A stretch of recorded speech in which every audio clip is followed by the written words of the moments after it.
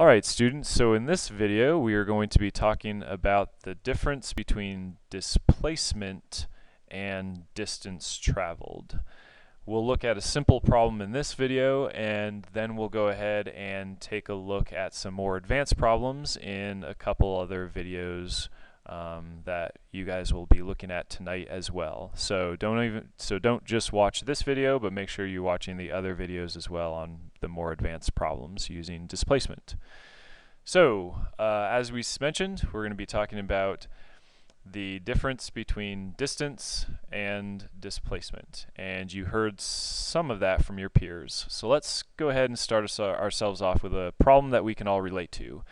I think Miss Jones left her room this year that she was in last year, but if Miss Jones was in the same room and we wanted to walk from Mr. Thompson's room to Miss Jones's room, this is about what it would look like. So here's Mr. Thompson's room that I'll represent with a dot, and if I leave his room and I walk along the corridor this way and then I turn to the left and walk along the corridor that way, I will end up at Mrs. Jones's room. Now the distance between the two of them is going to be 25 feet one way, and I didn't measure this accurately, so I'm assuming that's the amount. It's probably pretty close to that.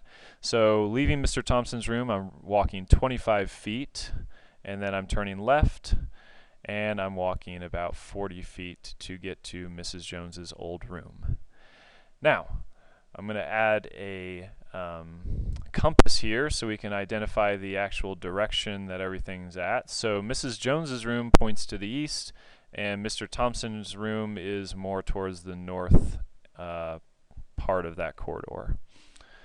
Alright, so the total distance that was traveled is pretty easy to find because that's just going to be the two sides of my path. So my total distance walked is just going to be the two paths that I basically walked is added together. So the 25 feet from Mr. Thompson's room plus the 40 feet when I turned left to go to Mrs. Jones's room, and that gives us a total distance traveled of 65 feet.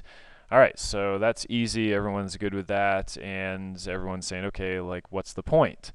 Well, what if I could actually just float through the walls and walk a direct path from Mr. Thompson's room to Mrs. Jones's room? So by a direct path, I mean I'm not having to walk through the corridors. I'm thinking about the shortest straight line point between Mr. Thompson's room and Mrs. Jones's room. This is what we call displacement. This is looking at not how far did you travel, but how far did you actually displace yourself from one point to another.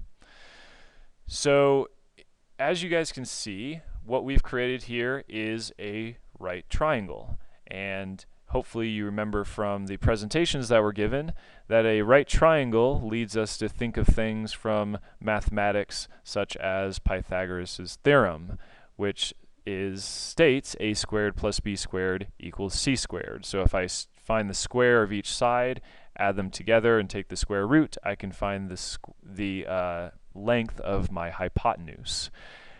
As an aside, you should ask your math teacher to explain to you how Pythagoras came up with the Pythagorean Theorem, because that's a pretty cool story.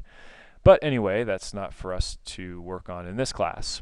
So as we're going to go through in our example, what we want to find is how much distance have I actually displaced myself from going from Mr. Thompson's room to Mrs. Jones' room in a straight line. So what I'm going to do is plug in my values. I'm going to say 25 feet is A, side A, and 40 feet is side B, and my displacement or my hypotenuse side is side C. So from here, it's just plugging in your values. So 25 squared plus 40 squared equals C squared. 25 squared is 625. 40 squared is 1,600. And that added together equals C squared. All right, put those two together and we get 2,225, and don't forget we're talking about feet, but at this point we're using feet squared, but I've kind of ignored the units and I'll just plug them in at the end.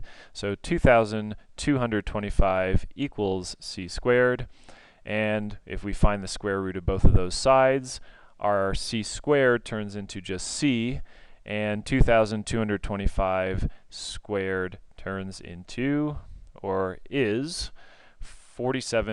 about 47.2. So my displacement is 47.2 feet. Now, as one of the groups mentioned, displacement is a vector, which means that it's not only just a quantity, but it's also a direction of travel as well. So what we're going to do is figure out what direction we traveled to go from Mr. Thompson's room to Mrs. Jones's room. So using that arrow, I'm going to place it on our compass, and I can see that the arrow is right between south and east. And that's a good indication then that I've traveled southeast. Another way to think about this is that if I walk from Mr. Thompson's room to the end of the corridor, that is traveling south, and then if I turn left and travel up the corridor to Mrs. Jones's room, then I'm traveling east. Thus, my displacement is 47.2 feet southeast. Alright, this is the end of the first video, and there'll be a couple other videos in which we look at the same concept except with a few more wrinkles in it.